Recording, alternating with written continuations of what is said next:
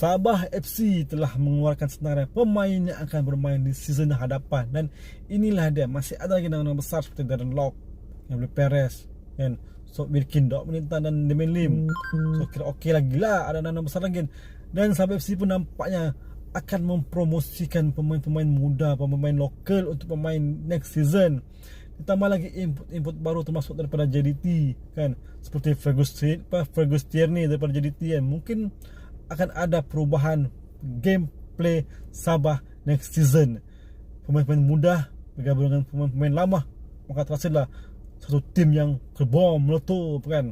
So fully berani sukses. Dan untuk maklumat anda semua, Martin Stano masih kekal sebagai jurulatih Sabah. Dan info terbaru, Ramzi dimasukkan semula ke dalam skuad Sabah FC dan Badul Afindi tidak sign kontrak. Okay, bye bye.